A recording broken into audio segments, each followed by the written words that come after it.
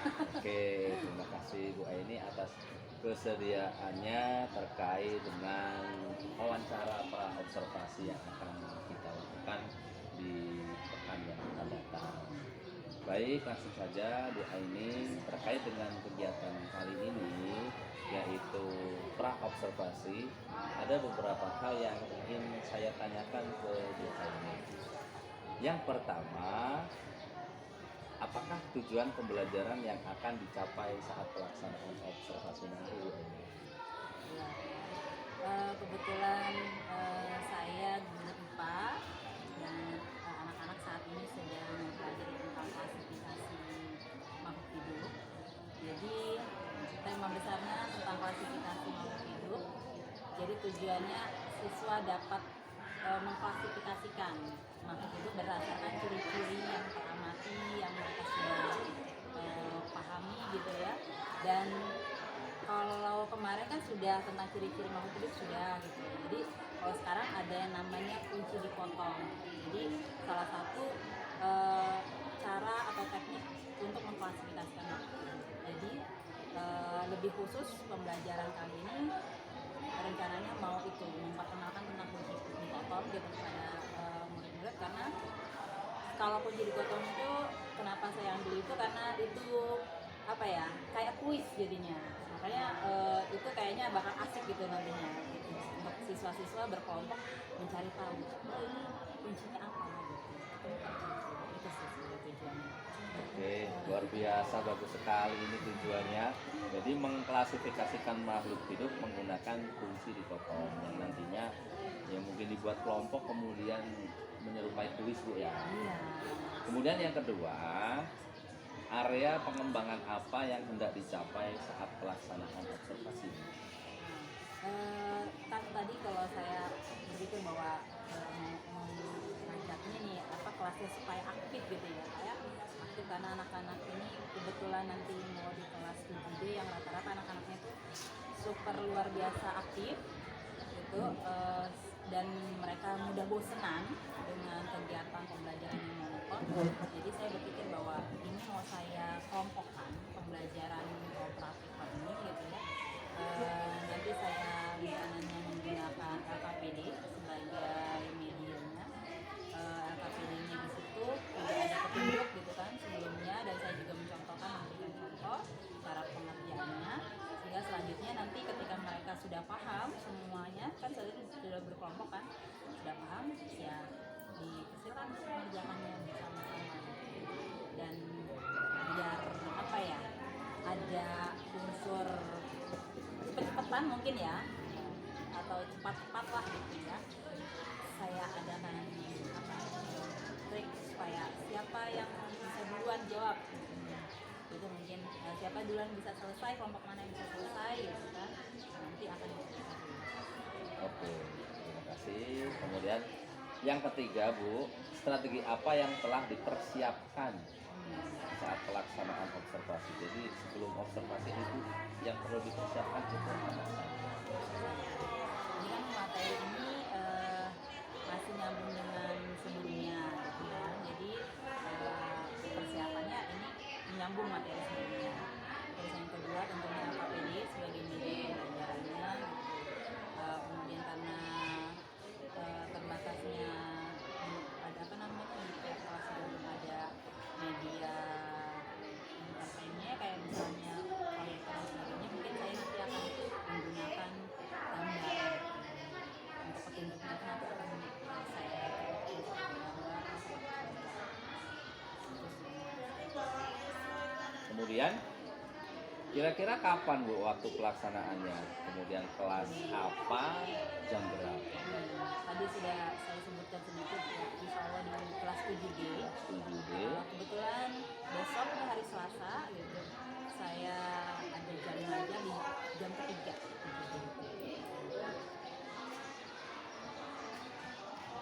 Tanggal berapa tuh Bu? Berapa ya? Tanggal 23. Tanggal 23 Bu ya.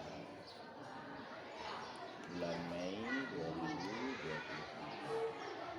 Oke, terima kasih Bu Aini, dari percakapan kita ini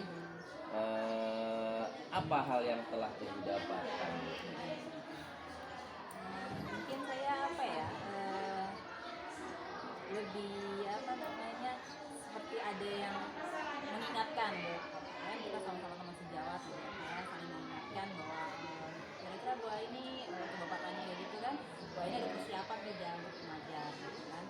Nah kadang kan itu yang kita saking riuhnya kita dengan aktivitas kita sehari-hari yang kita tangani tidak hanya satu kelas, kadang kita tuh ya sudahlah, cari jalan pintas gitu dengan cara ceramah lah gitu segala macam. Tapi ketika Bapak bertanya seperti itu, saya jadi oh iya juga ya, saya harus mendalami lebih banyak lagi nih metode yang saya gunakan supaya saya tahu dulu siswa saya itu karakternya kayak mana gitu, sehingga saya bisa memilih metode yang sesuai dengan cara. Oke, luar biasa. Terima kasih Bu Aini atas kegiatan pada hari ini, wawancara pra-observasi. Mudah-mudahan nanti dalam kegiatan observasi berjalan dengan baik dan lancar. Oke, itu saja Bu Aini yang ingin saya tanyakan. Terima kasih atas waktunya. Mohon maaf jika mengganggu aktivitas. Terima kasih Bu Aini. Udah siap. Assalamualaikum warahmatullahi wabarakatuh.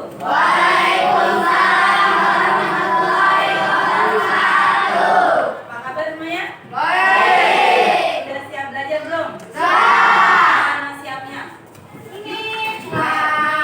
Siapa yang belum nyiapin buku di atas meja, pulpen di atas meja, berarti belum siap. Berarti harus disiapkan dulu.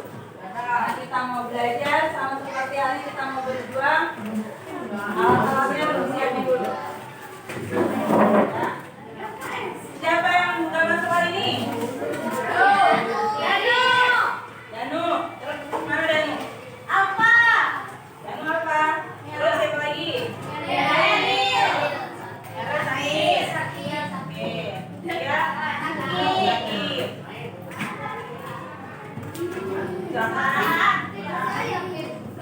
Sakit.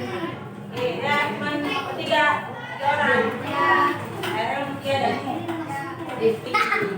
Ya, kalau masih belum konsentrasi berarti kita belum mulai pelajaran kita.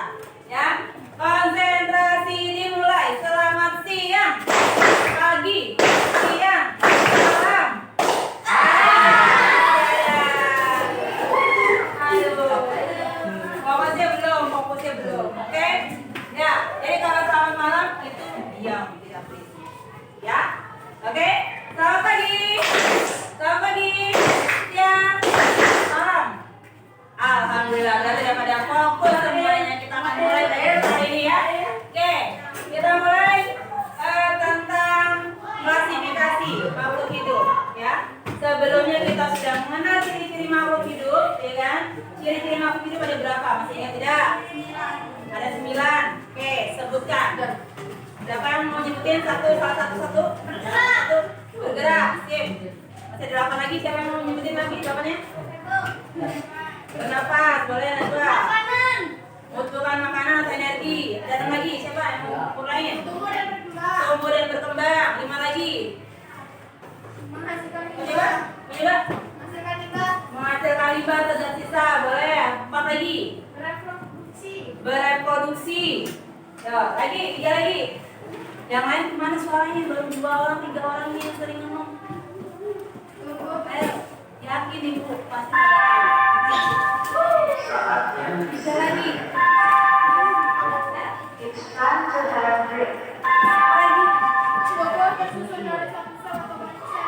Tersusun dari sel, ya kan? Tersusun dari sel, mau dia satu sel ataupun banyak sel tapi disusun oleh sel. Kemudian apa? Ayo bapak dulu ya, jangan ragu-ragu. Menggunakan energi. Ya tadi makanan tadi kan, menggunakan energi, makan gitu. Bernapas sudah bu? Sudah. Menanggapi rasa. Iya, menangkap peka terhadap rangsangan, ya kan ya. Kemudian yang terakhir memiliki kemampuan apa? Memiliki DNA, gen genetika ya. Jadi kalaupun dia bereproduksi, ya kan, tapi satu jenis pasti akan memiliki kesamaan. Kayak kalian adalah DNA-nya sama kayak orang tua kalian, gitu kan? Karena hasil reproduksi dari orang tua, gitu kan? Nah, jadi kalau 99-nya tidak ada di dalam makhluk hidup itu berarti disebutnya bukan makhluk hidup, ya. Contohnya, motor bisa bergerak nggak? Bisa. Bisa. Tapi motor cuma punya cirinya satu, bergerak doang. Ya kan dari 9 itu. Berarti motor itu bukan makhluk hidup. Tapi kalau suatu makhluk hidup dia punya 9-9-nya. Ya enggak?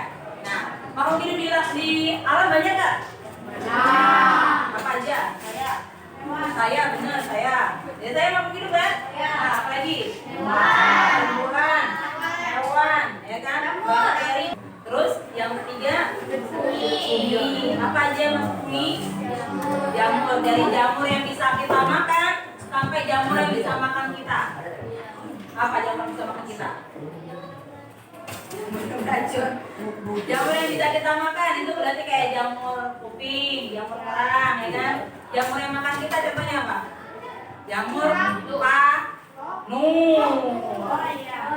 Iya. Kutu air, kurap, itu kan jamur juga kan? Nah, dari yang bisa kita makan sampai yang makan kita. Terus yang keempat kingdom animalia atau plantae dulu. Nah, plantae dulu ya. Plantae berarti segala makhluk hidup yang bentuknya seperti pohon, tumbuhan, ya kan? Yang berwarnanya hijau. Dan yang terakhir anima. Ya. Lalu coba, ibu mau tanya Rizky Adit. Manusia masuk kingdom apa, Rizky Adit? Dari kelima kingdom tadi sebutin. Apakah monera? Apakah fungi? Apakah protista? Apakah plantae atau animalia? Pikirnya kelamaan. Siapa yang bisa? Jawab. Manusia masuk kingdom apa? Animalia. Ya, masuk kingdom hewan ya. Agus? Ya. Agus, kita masuk kingdom hewan manusia. Agus masuk kingdom hewan. Masuknya. Kenapa? Karena ada ciri-ciri yang di kita itu mirip dengan di hewan. Ya enggak? Hewan punya alat gerak, ya enggak? Nah, kita juga punya alat gerak. Hewan makannya ada yang daging. Kita juga makannya daging.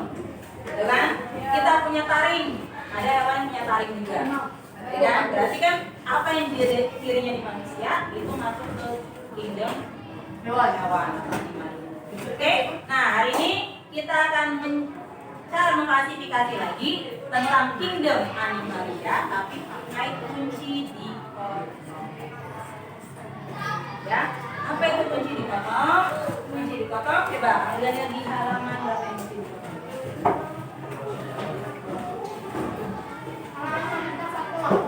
Halaman 141.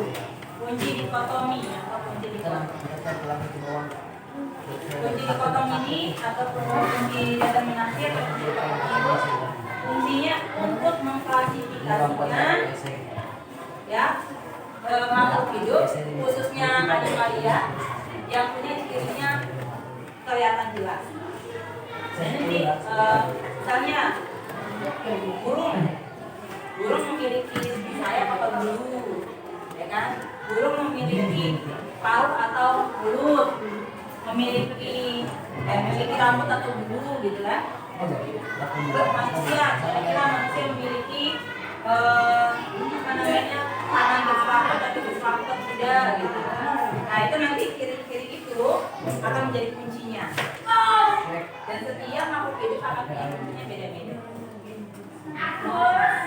Oke, sampai sini bisa dipahami? Oke, kalau gitu ibu akan lanjut membagikan kalian kelas untuk berkelompok. Ya, kita akan mulai berkelompok dan dibagikan, ibu akan bagikan KPD-nya untuk kalian kerjakan. Ya, Pak.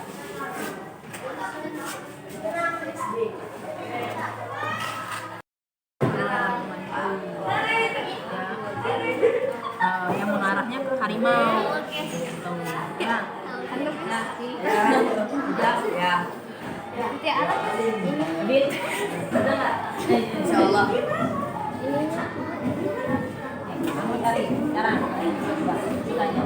Apa? Sifatnya bebek, cari sifatnya bebek apa saja. Dari ini ke atas. Bebek itu berkaki empat atau tidak? Ya. Bebek berkaki empat. Wah, ya Allah. Ngebal kamu ini. Berarti kalau tidak, jawabnya yang satu B. Nah, satu B berarti nomor 3. Ini hidup di air apa hidup di darat? Serah.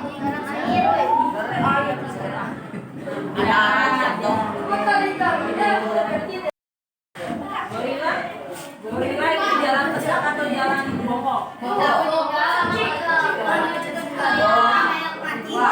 Wah. Oh gini, nanti kalau kalian mulut, gorila nanti ada yang salah. Orangnya gini, nanti kalau misalnya tadi tidak berkaki empat, ya, tidak bisa terbang, gorila salah. Dia bisa berkaki empat. Oke?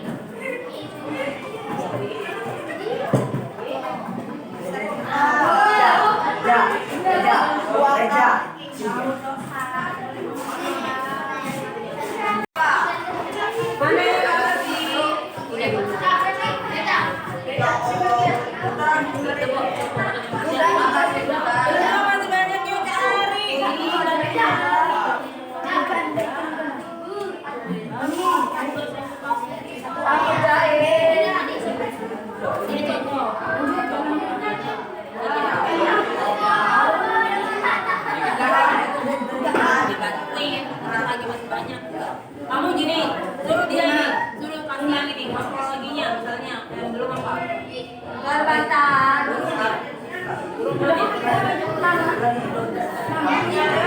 Suruh nyari burung sifatnya apa? Burung sifatnya apa? Sifat fisiknya. Sifat fisiknya. Kalau bisa terbang berarti dia punya kaki. Kalau bisa terbang kalau punya kaki saya. Saya berarti burung morfologinya saya. Terus apa lagi? Ayo.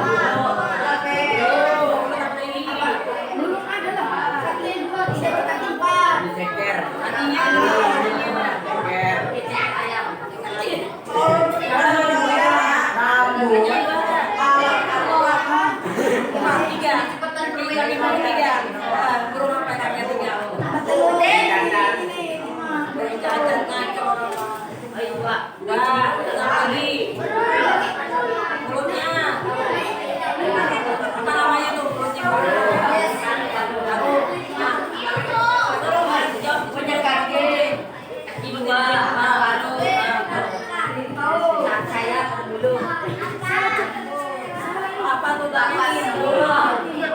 jawabannya.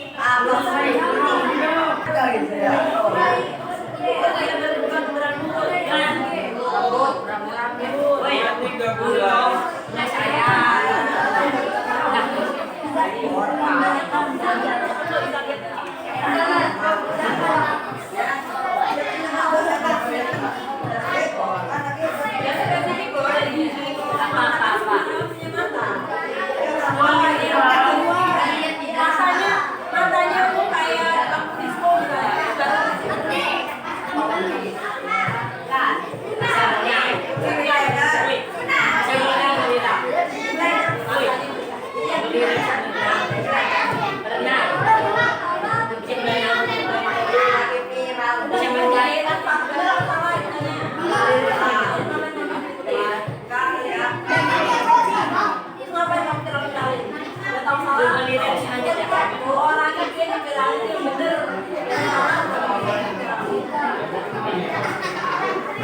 Bodoh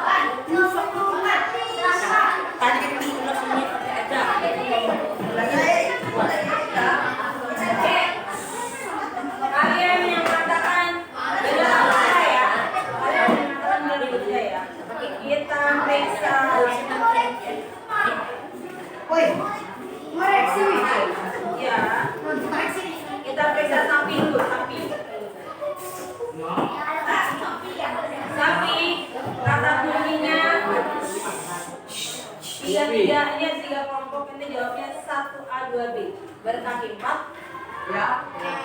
Kemudian herbivora. Ya. Betul? Ya. Betul. Ini kelompok siapa ini? Kelompok 1 menjawab lagi. Selain berkaki 4 dan herbivora, 3B katanya. Hidupnya di darat. Tapi ya 7B dan 9D. Kakinya tidak berselaput. Benar? Benar. Nah, berarti ini kelompok ini benar. Kelompok 1 benar. Kelompok ini 4 benar. Kelompok 3B, ini kelompok 5 benar. Terus kelompok 5. Kelompok ini 2 benar. Kelompok 3 benar. Oke, good.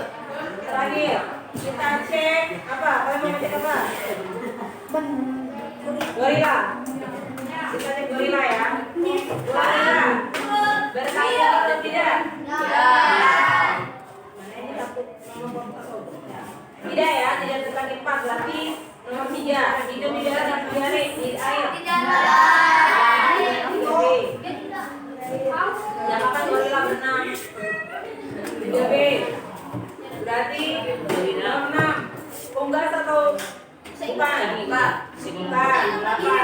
Bertulang belakang atau tidak bertulang belakang? Bertulang belakang karena dia tegak ya. Kalau hewan tegak berarti dia bertulang belakang. Berarti jawabannya adalah 1B, 2B, 6B, dan 8A. Kita lihat yang benar. Nomor 1 benar. Nomor 3B, 6B, 8A. Kelompok 4 benar. Gorila. 1B, 3B, 6B, 8A. Ya, bisa semua? Kalau bisa semua? One? Bisa one? Bisa. Sip. Berarti ini kalian udah tuntas ya pakai ini ya di kotaknya. Nanti pertemuan berikutnya ibu kasih soal kayak gini. Hai. Ini ibu kasih soal kayak gini. Nggak bingung lagi ya. Ya. Oke. Kalau ada pertanyaan ibu tutup deh. Tolong ini bukunya dikasih ke kelas berapa? 7. Ya, kirim ke 7 ya bukunya ya. Cukup sekian, terima kasih. Bukunya dibalik lagi boleh. Assalamualaikum warahmatullahi wabarakatuh.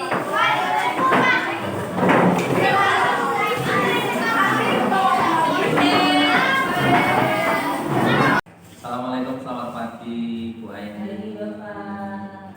Selamat pagi Bu Nurmi. Bu Aini. Terima kasih atas kesediaan Bu Aini pada kesempatan pagi ini. Kita bersama pengajar praktik dari JTB Angkatan 7 akan melaksanakan kegiatan pasca observasi setelah kemarin kita melakukan kegiatan pra observasi dan observasi. Wah, ini dalam kegiatan ini ada beberapa hal yang ingin saya tanyakan atau ada beberapa pertanyaan yang harus dijawab oleh Bu Aini. Yang pertama, dari kegiatan observasi pembelajaran kemarin, pembelajaran yang Bu Aini lakukan kemarin, hal-hal baik apa atau hal yang perlu diperbaiki apa dalam pembelajaran yang telah dilakukan oleh Bu Aini? Ya sebenarnya apa namanya kita kan saya mencoba untuk memakai apa pembelajaran berdiferensiasi ya. Entah benar atau tidak ya nanti kita diskusikan bareng-bareng ya. Nah hal yang kemarin saya mencoba untuk ambil itu dan saya mengambil bahwa hal yang baik adalah ternyata siswa itu ini ya Pak apa namanya sangat suka pembelajaran tidak monotone. Kalau sekedar kita masuk terus kita cuma ceramah saja gitu ya, itu rasanya seperti bosan gitu ya siswa gitu. Bahkan kita juga kadang kalau belajar cuma dengerin orang saja tanpa kita ikut berkontribusi, ikut bergerak, ikut beraktivitas ya mereka banyak apa namanya tidak